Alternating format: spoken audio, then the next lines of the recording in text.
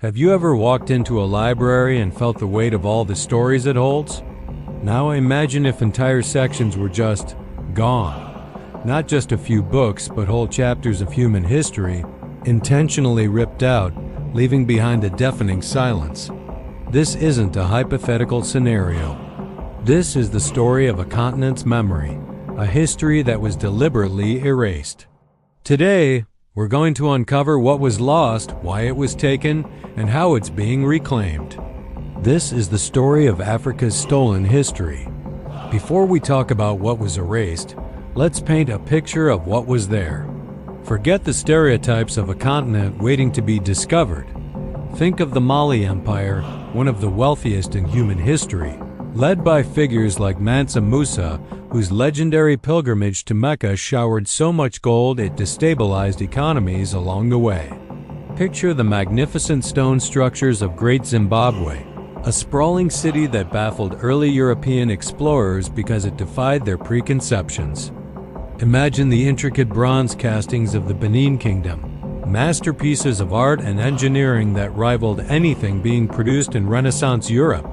From the scholarly centers of Nubia to the powerful trading kingdoms of the Swahili coast, pre-colonial Africa was a vibrant tapestry of innovation, culture, and power. This wasn't a dark continent. It was a continent alight with civilization. So why is this vibrant history not common knowledge? Because history is more than just a record of the past. It's the source code of our identity. It tells us who we are, where we come from, and what we're capable of. The ancient world knew this well. Institutions like the legendary Library of Alexandria were centers of power, but so were the libraries of Timbuktu. For centuries, Timbuktu was a global hub of learning, housing hundreds of thousands of manuscripts on everything from astronomy and medicine to law and philosophy. Scholars flocked there, and knowledge was its most precious commodity. Owning your history gives you a foundation, a sense of self-worth, and a vision for the future. And those who wish to dominate you understand this perfectly. The first step to conquering a people is to erase their memory. This brings us to one of the most destructive chapters, colonialism. The scramble for Africa wasn't just a land grab. It was a campaign of cultural demolition. European powers didn't just arrive with guns. They came with an ideology of superiority that needed to be justified. How do you justify subjugating entire nations? You convince the world, and even the people themselves, that they have no history worth remembering. Across the continent, a systematic process of erasure began. The 1897 British punitive expedition against the Benin Kingdom saw the city looted and burned, with thousands of priceless bronze plaques and sculptures stolen and carted off to Western museums.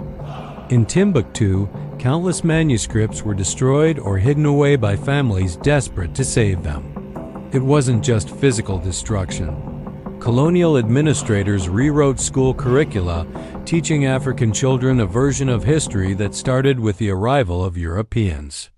Their own kings, queens, scholars, and empires were relegated to myth or simply ignored. The message was clear: your history doesn't matter. Our history is now your history. This narrative of a historyless Africa became the central justification for the transatlantic slave trade. To rationalize the brutal act of enslaving millions of human beings, a lie had to be constructed. The lie was that Africans were uncivilized, primitive, and without a past. Philosophers and thinkers of the Enlightenment, men who championed liberty and human rights, simultaneously produced racist theories that portrayed Africans as a people outside of history, a people who had contributed nothing to the world. By denying Africa its civilizations, its art, and its intellectual traditions, the slave trade could be framed not as a crime against humanity, but as a civilizing mission, rescuing people from their own supposed barbarism. This dehumanization, rooted in historical erasure, was essential for the conscience of the enslavers and the economic machinery they built on the backs of stolen lives. The chains of slavery were forged not just from iron, but from lies about the past. The effects of this erasure didn't end with colonialism or slavery. They echo through generations, creating a profound psychological impact that persists today. When you're consistently told your ancestors were nothing, that your heritage is a void, it creates a deep sense of identity loss. This generational trauma manifests in countless ways, from internalized self-doubt to a disconnect from one's own cultural roots. For the African diaspora, scattered across the globe by the slave trade, this void can be even more pronounced.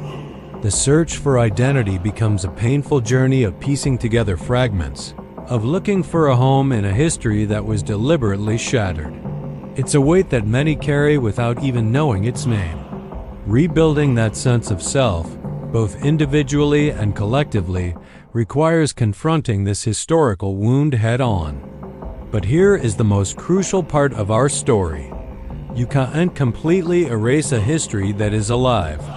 Despite the burning of libraries and the rewriting of textbooks, so much survived. It survived in the memories of the griots, the West African oral historians who can recite lineages and epic poems that stretch back for centuries. They are living libraries, their voices carrying the stories that fire could not burn. It survived in the ground, waiting for archaeologists to unearth the ruins of great cities like Meru or Axum, providing physical proof that refutes the colonial narrative. And it survived in the culture itself, in the rhythms of the music, the patterns in the textiles, the techniques of the art, and the wisdom in the proverbs. The spirit of a people is more resilient than paper and ink. What they tried to bury didn't die. It just went underground, waiting for the right time to re-emerge. And that time is now. We are living in an era of reclamation. A new generation of African and diaspora scholars, writers, artists, and filmmakers are leading the charge to take back the narrative. Historians like the late Joseph Kizerbo, who famously said, "Without a historical memory, the black man is a UFO, an unidentified flying object," dedicated their lives to writing Africa's history from an African perspective. Archaeologists are making groundbreaking discoveries every year. Storytellers are using platforms like this one to share the epics of Sundiata Keita and Queen Zinga with a global audience. Museums are facing increasing pressure to return the stolen artifacts that are, in essence, captured chapters of African history. This isn't about rewriting history. It's about restoring it. It's about filling in the blanks and telling the full, unvarnished story. What was buried is not gone forever. It's returning. The voices from the past are growing louder. The statues in Western museums are not just objects. They are silent ambassadors waiting to go home. The manuscripts hidden in Timbuktu are being digitized and shared with the world. The memory of a continent is being pieced back together, not just for the people of Africa, but for all of humanity. Because a complete human history is one that includes all of us. The silence is finally being broken, replaced by the powerful, resonant story of a continent reclaiming its soul. Thank you so much for joining me on this journey. If this story moved you, please share it, because the more people who know the truth, the harder it is to erase. Don't forget to like and subscribe for more deep dives into the stories that shape our world. See you next time.